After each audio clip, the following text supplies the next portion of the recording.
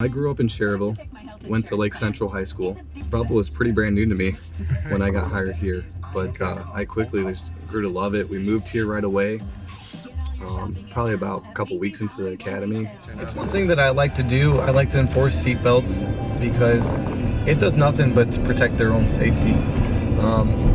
I've been involved, or I've handled a lot of crashes where people have been severely injured because they didn't have their seatbelt on. It could have been prevented, so I like to enforce it to, you know, ensure that they wear it in the future, or hope that they do. And it looks like she threw it back on, but we'll see what she says. Valpo 113, signal 27. She admitted to not wearing her seatbelt. She said she had just pulled off of Oak Street and 113, Valpo 7. and didn't put it on. 10th floor. Which, and she traveled a couple blocks before she realized she didn't have it on. She upset? No, she actually took it really well. She said, okay, she's like, good, maybe this will help remind me to wear my seatbelt in the future. I said, that's exactly what it's for. So I appreciate when they kind of own up to, you know, their mistake, and that's why we write tickets. Because sometimes it's a little bit more oomph and a little bit more of a reminder to drive safe or wear your seatbelt. I mean, this is kind of concerning because he was driving through a parking lot, almost hit someone, and he's still there. His car's still there.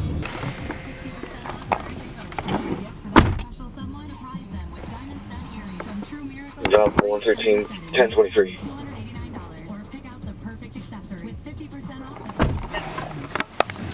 So this lady said that they were walking out of Kohl's and they were crossing over the private drive there, and this lady just accelerated towards them, and her daughter was walking behind her and they were holding hands.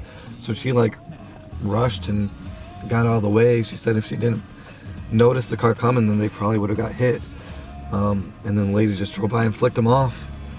And so she got in her car, and the lady was walking into the store and told her to off. I'm going to Kohl's now and see if I can look at video. Oh. Just to see how close of a call it was. Her truck is right there. He Right said here. he didn't see it. It's right there. It's in a slot here? Yep, it's the Trailblazer. Okay. Sorry about that, ma'am. No problem. Which vehicle is it? She said the Trailblazer. It's the dark one over there. But she said gold. Oh, there's a gold one right there.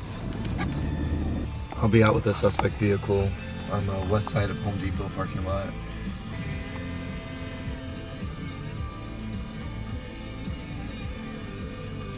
Yeah, it's not occupied, but as you guys can see, there's a lot of clutter in the vehicle. It's a lot of just like merchandise, random merchandise, still got tags on it and stuff. Looks like she lives in Porter County's jurisdiction, so I'll probably send a Porter County unit over there to make contact with her and just tell her to call me. Just tell her, a lot of times people are reluctant to talk to the police over the phone because they feel like they're in some kind of trouble. But in this case, I just want to get her statement. I don't have any grounds to arrest her at this point, just want to talk to her. So sometimes if an officer just kind of relays that to them, they're more willing to talk to me. And then I'm also going to follow up with Kohl's, try and get video of the incident to see if it corresponds with what the reporting person reported to me, which what she reported could constitute as a crime. It could be reckless driving. I looked up the stats the other day. They're in here somewhere. I think I had over 100 crashes this year that I handled. 113, Valpo 1050 PD. 113. Be in the parking lot of Rise and Roll on Lincoln Way. White Chevy and a Bruno Cadillac. Clear, Calumet Billings. It's funny, we were just talking about I was gonna say that. So what's going on? So it was a crash. Oh, 1050 is a motor vehicle crash, and it just happened in the parking lot of Rise and Roll. Hopefully someone wasn't distracted munching on a donut. Right. So I'm just grabbing accident statement forms right now. These are just forms that we allow them a chance to provide the statement of how the crash occurred in writing.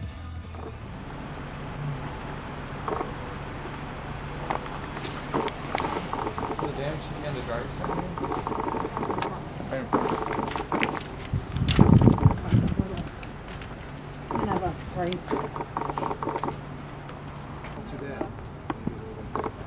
Yeah, I don't know if that was there before or not though. Yeah, she just And how about videotaping, which you see so much of now? Is that legal? If you pull me over and I have just a video held up and my camera running, is that legal? Yeah, you know, I haven't had this. I've had other officers tell me stories that when they stop someone, they'll have their phone out recording it, and they'll even say, you know, officer, just let you know I'm recording this right now, and their response is typically, oh, okay, yeah, good, me too. Me too. That's good. Because we got body cams now. Every officer is issued body cams. But if my lights are on in the squad and I open the door, there's a trigger on there, and it will activate my body cam. Oh, okay. Yeah. So. If your overhead lights are on or whatever, right? Yeah. Okay. So I like that feature because in a tense situation, that might be something that kind of skips your mind. Right. You know. Right. So no matter what, even if you forget, if your lights are on, you open your door. Yeah. It's gonna kick on. You know, one thing that I like to do, and it's a goal of mine every time I come into contact with someone, and I unfortunately have to make their day a bad day by giving them a ticket or even possibly arresting them, is I try and get a thank you from them by the end of the day. And I don't know if they kind of look at us, and they don't look at us like they look at the firefighters, you know, like they're just coming to put out a fire in their house and just, you know, they're only there to help them. They're not going to arrest them or take them away from their family or whatever. I wanted to kind of change that stigma.